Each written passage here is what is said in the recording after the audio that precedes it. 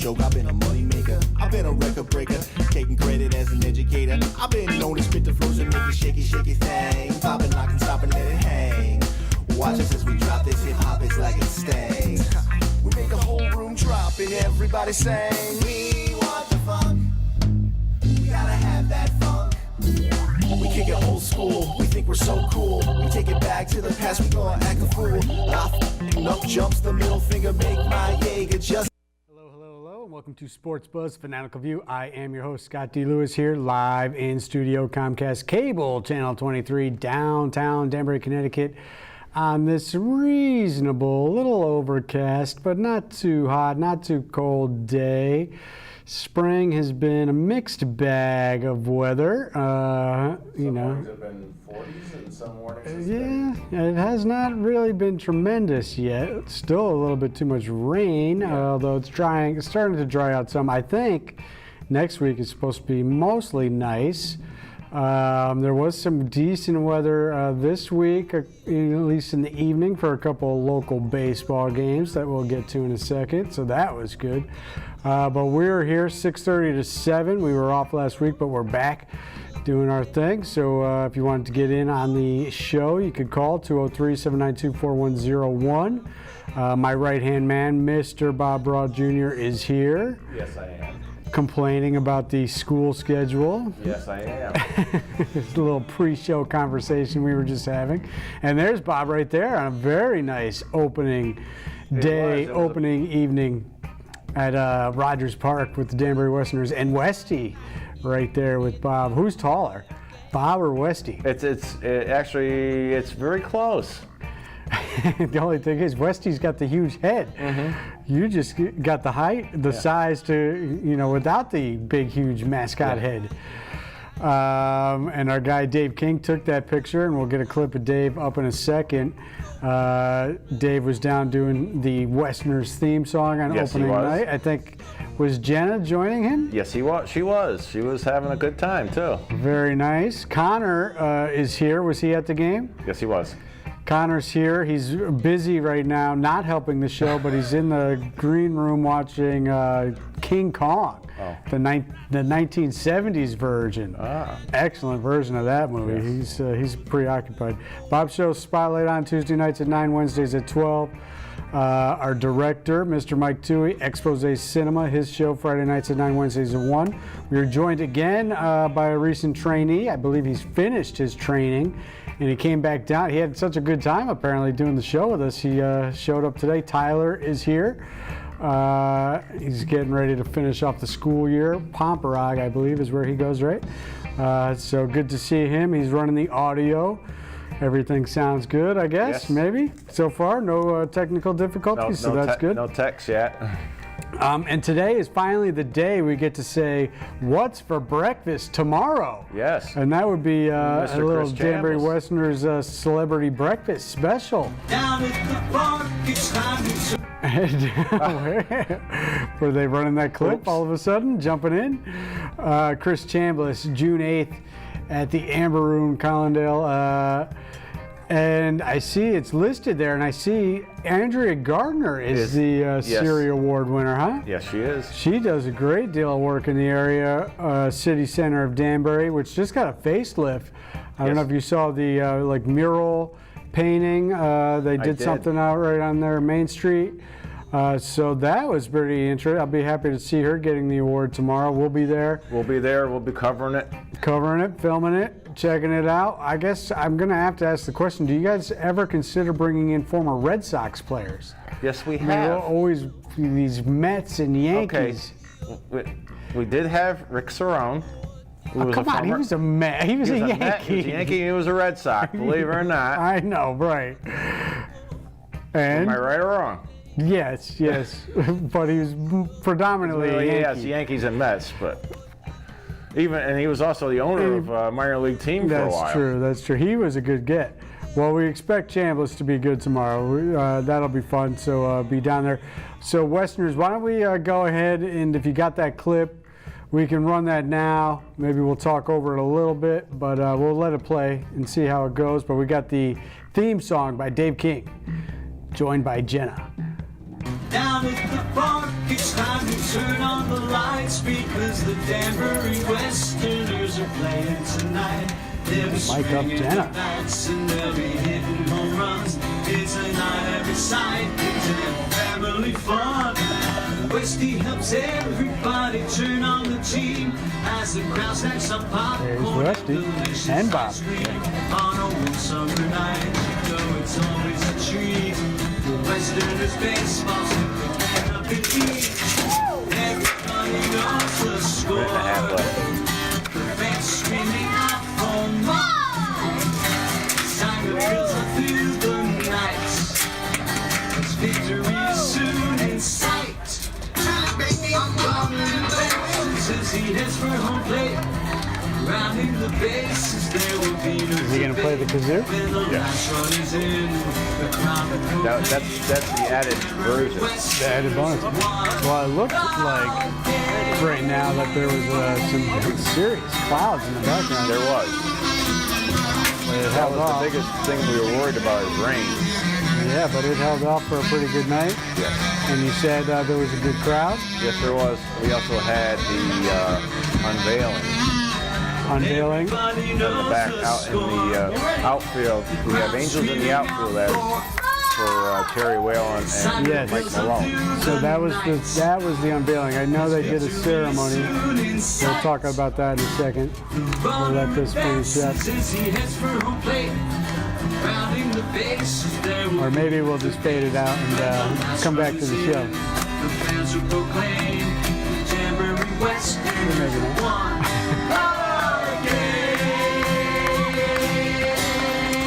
Great job by Dave King and Jenna.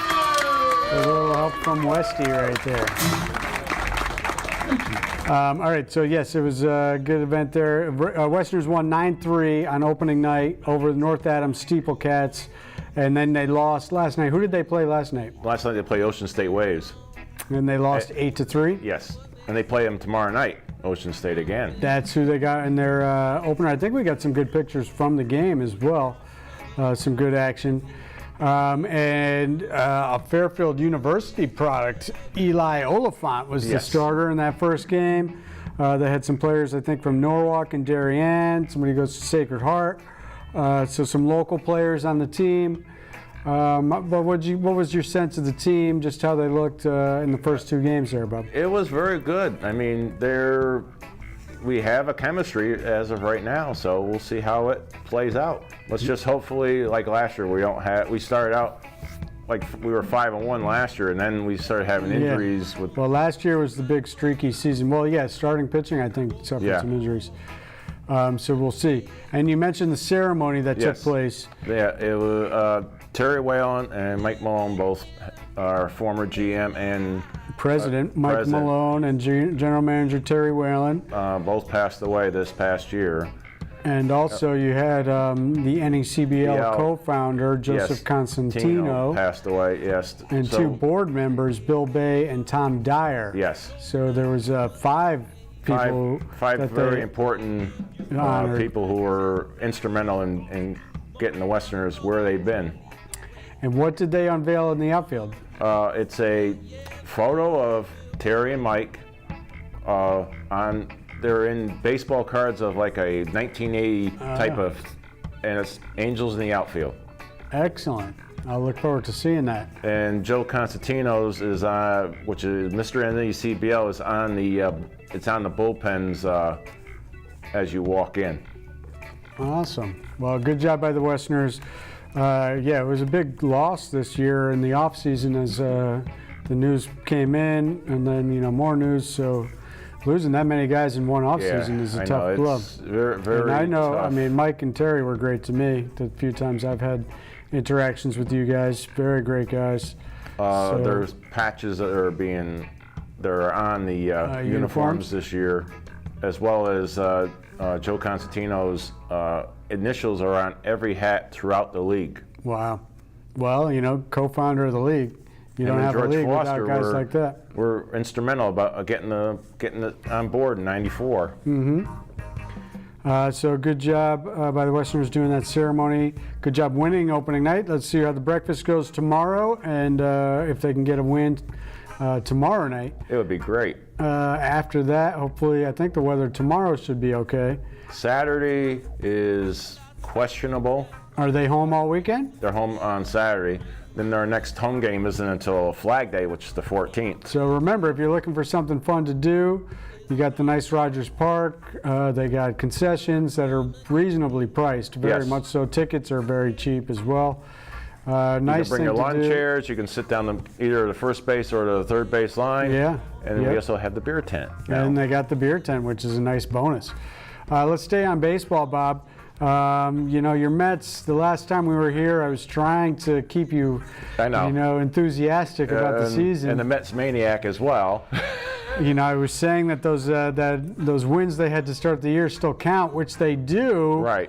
But all these losses are starting to count more. Yeah, If you we lost have- 10 out of we your have- last 12, 16 and 30, I believe, since the start when Right. they were 11 and 2. Yeah, we are below 500. 5 games below 500 at 27 and 32 after that incredible start.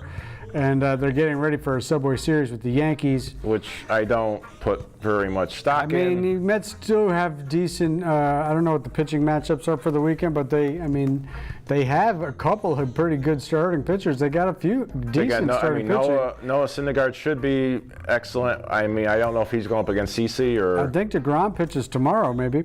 Yeah. Yeah, he pitches tomorrow. Matt, but we won't have Matt's because Matt's just pitched last night. So. The problem is they can't score any runs. No. They got guys on the DL, guys playing hurt. And if they do get a good game, the bullpen will find a way to blow it. Oh yeah. So it's really turned into a nightmare of a season for the Mets. The Nationals have moved all the way to first place now at 35 and 25. Braves right behind them at 36 and 26. I think the Nats took 2 out of 3 Yes, they from them did. this week. The Phillies Cubbies. still right behind them as well at 32 and 27. And you'll be getting the Yankees, who have won 8 of the last 10, coming in at 40 and 18. They're playing more regularly now. They had 2 weeks in a row where they had all those rainouts. Well, last night's game, I have to say, 13 innings. 13 innings, 0-0 game, and then Judge hit a home run, and they won it 3-0 in 13 against Toronto. So they'll be coming off that win. But they still find themselves in second place. Right, behind the Red Sox. The Red Sox have played 4 more games than the Yankees. They've won 3 of those, so that's good to have 3 wins in those 4 games in hand already. So the Red Sox are 43 and 19. They've won 4 in a row. Right. And Mookie Betts has been out for the last week and a half. I know. And he was on fire. Yeah, he's a legitimate MVP candidate. And JD Martinez is the first guy to 20 home runs in the league, so that signing has turned out well. Andrew Benintendi has really had a slow start, but really playing extremely well right now. They've got other guys who aren't even really going. Bogarts had that hot start, and then he suffered the ankle injury, and he's Right. been only batting about 200 since he's been back. Devers is not playing great. Jackie Bradley Jr.'s finally been hitting. So they're kind of here and there. Surprising move by them. How about last week when they all of a sudden just cut bait with Hanley I know. Ramirez? That was. That was really out of nowhere. I haven't seen anybody sign him yet. No. I don't think he's been picked up. I've not seen that. So that was very surprising. They snuck that news in on the Friday night before Game 6 of the Celtics-Cavs, and then Game 7 was Sunday. So they kind of tried to sneak that news through. Right. And it went under the radar a little bit. But so Yankees, Red Sox are just primed to be locked up in a tight race all season long. It's really Right. going to come down to October. One team will end up winning the division. One will get the wild card and have to play that one-game wild card, which nobody wants. That one card wild card really is a. I'm not a fan of it at all. I am not either. I really don't think. I mean, we had a bunch of years recently where there was teams tying. Right. Anyways, and we were getting one-game playoffs. I would rather see a best 3 out of 2 out of that because it One doesn't. game, It yeah, doesn't it's not- make sense yeah. for that one game. It really doesn't. And a lot of times, Bob, we've seen it happen where it just brings a bad team and a lot of bad teams Right. into the mix. Right. You know, we're not necessarily getting like, you know, the team that gets the first wild card a lot of times has a much better record than the second team. Right. And so then they got to play this team that should never even been considered a playoff team, and That's you can why lose I say a one-gamer. if it was at least best 3 out of 2 on that, at least you have somebody that's Yeah, but then we're playing baseball into the middle of November. The season goes too long anyways. I know. Well, But anyways, there was some day baseball today. The Cardinals beat the Marlins 4-1. Twins beat the Chi Sox 7-2. Dodgers, who are now 500 and only a few games back, they've won, I think, 7 out of their last 10. They won today 8-7 over the Pirates. Rockies and Reds were playing in extras. I don't know the final on that. Cubs were beating the Phillies 3-1 in the 5th. Don't know the final on that.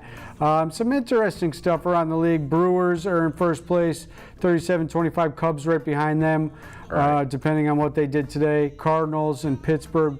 The Pirates now at 500, so maybe they're not going to be able to keep pace. But the Cardinals and Cubs and Brewers are all. That's an interesting race to keep your track on. Diamondbacks, after that long losing streak, they've gone 6-4 in their last 10. They're back in first, tied with the Rockies at 32-29. But you got to keep your eye on the Dodgers and Giants, both at 31-31. So interesting stuff out there. The American League Central is just a disaster. Second place team is the Tigers at 29-34. And they have looked terrible in the 2 losses against the Red Sox the last 2 nights. the Mets Maniac is on his way. All right, we got the Mets Maniac is here. Indians at 32-28 are in first place. And out west, how about this? With Robbie Cano going on the suspension, the Seattle Mariners have just gone red hot since then at 38-23 in first place against the defending champion Astros. Very interesting. And how about this? Charlie Morton got beat by the Red Sox the other night.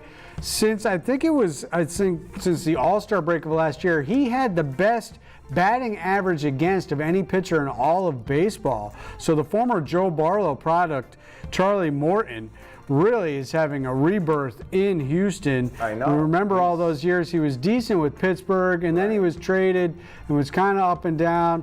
But he really, and then of course the Yankee fans remember what he did against them in the ALCS last year.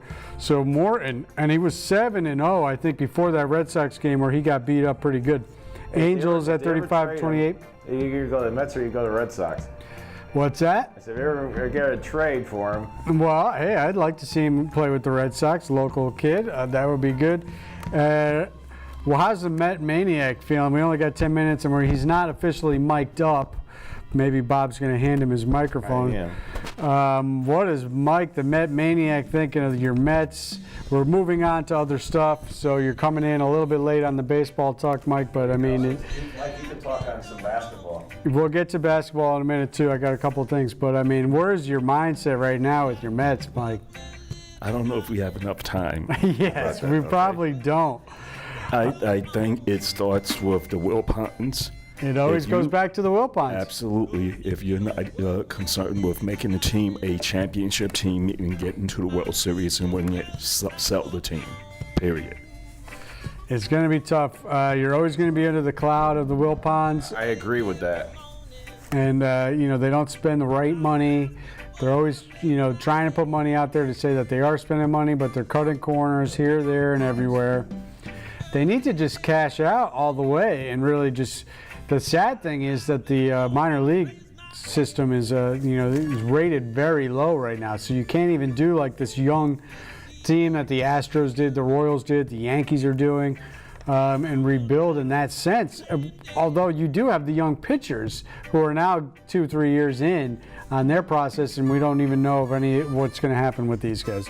So not a good situation. Hey, maybe they come up big against the Yankees this weekend.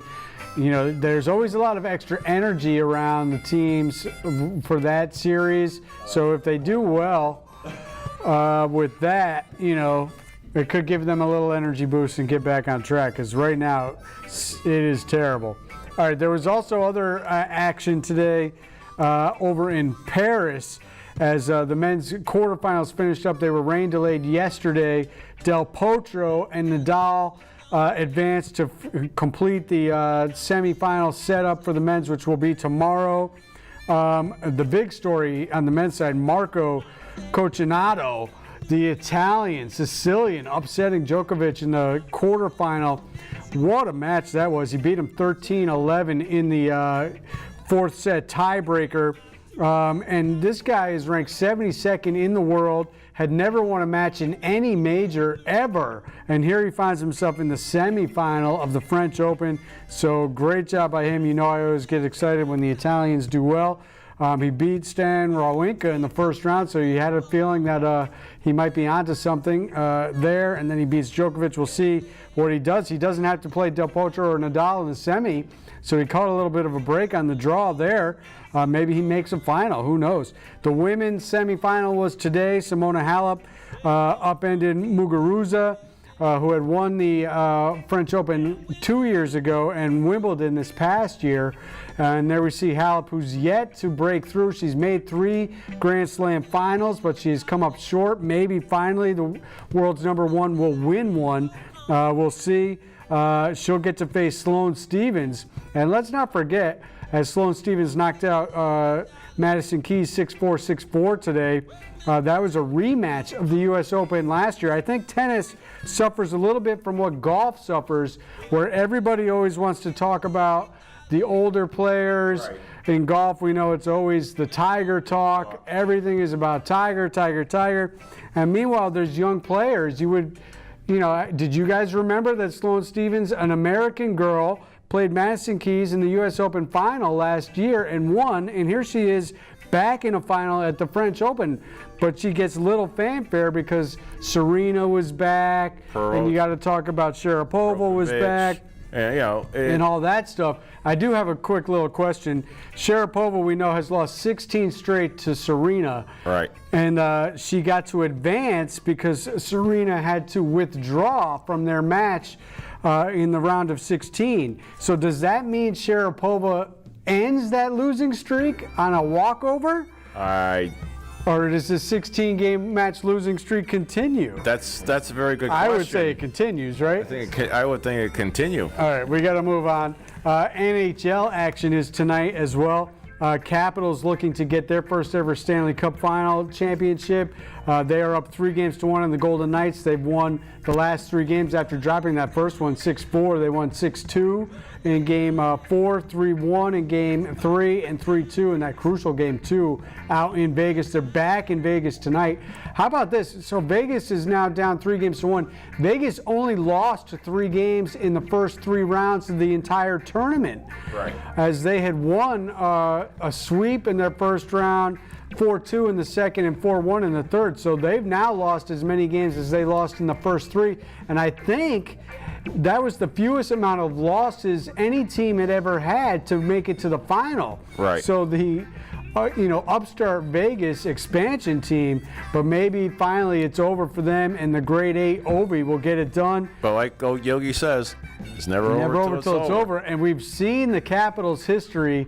Yes, we have. When they have led 3-1. How many times have they lost in a situation? And we do know that they are historically known as the choking dogs by the locals down in D.C. So if they lose tonight, will the sticks get tight? The grip on those sticks in Game 6? We'll see. And this is, I've said it before, I've said it again, the formula to win in a 3-1 situation is if you have home ice advantage. Right. Because if you win Game 5, then a little pressure in Game 6, you get that 1 game on the road. Now you are back home for a Game 7 with all the pressure on the team that blew the 3-1 lead. Right. So it is not over. And the last time the Capitals actually made the final, the only other time, they were swept by the Detroit Red Wings. All right, NBA Finals, Bob. I'm still not over the fact that the Celtics. All right, we'll pass it to Mike. I'm still not over the fact that the Celtics lost that Game 7. It was brutal. Absolutely brutal. They could not shoot at all in that game. Just really could not make any shots. A low-scoring game. They lost it late to the Cavs, who made it back. All right, everybody keeps talking about Bron making it to his 8th straight final. Pawn James there. We only got a few minutes left. And nobody mentions the fact that he did it with 2 different teams. He bailed on his original team because he couldn't get over the hump with them. Then he goes to Miami, forms a super team. They win only 2 out of 4 in the finals. And now he's back with Cleveland with 4 straight. A couple weeks ago we went over who he had to beat to make it to the finals this year. I'm not going to recap that. Spare me Toronto. Celtics are a team that is playing without their 2 best players, and the Pacers are a rebuilding team. So making it back to the finals this year, really not that big a deal. And there are players on his team besides Bron who have had championship experience and have led their teams to 60-plus wins and have been leading scorers on teams and all that stuff. What do you think of the Bron legacy and the talk of him maybe catching Jordan just because he made the finals this year? Is that ridiculous? I think the fact that, first of all, like you referenced, that he made the super team with Dwayne Wade and Chris Bosh. I think that's going to take away from his legacy. It's going to take away the losses that he has in the finals. He's a tremendous player, but you can't compare him to Jordan. He's about to get swept. Yes, exactly. He's going to fall to 3-6 overall. He got swept the first time he was in. Yep. He lost to the Spurs in that epic beatdown, 4-1. The times that he won, he got bailed out by Trey Ray Allen, with that 3-pointer in Game 6. And Dwayne Wade was the actual star of the series against the Thunder when they beat him. They went 2-2 as a super team. Now everybody's crying, well, he's got to go up against this super team. I mean, come on, give me a break. You're still got to go out and win the games. He lost when he was there multiple times with the super team. He came back to Cleveland, they formed a super team. Ridiculous. All right, so I think it'll end up a sweep. I did want to mention, we only got a minute left. Champions League did end, and we talked about it. Real Madrid had the luck on their side, and the goalie for Liverpool gave them the 2 worst goals you'll ever see. World Cup action comes up soon, and the Triple Crown, will we see it this weekend? Justify, is it going to rain again? Rain on Saturday. Maybe we'll have rain. Maybe he'll be a mutter 3 straight times. Was his mother a mutter? Here's a little interesting thing. I only got 30 seconds. Nobody in his lineage has ever won a race at 1.5 miles. Not good for him. And he drew the inside post. The last time somebody won from the inside post at the Belmont was 1997 because they have the shortest run to the first turn of all the races. Hard to get out of that first post on the inside. All right. We'll see you next time. Take care.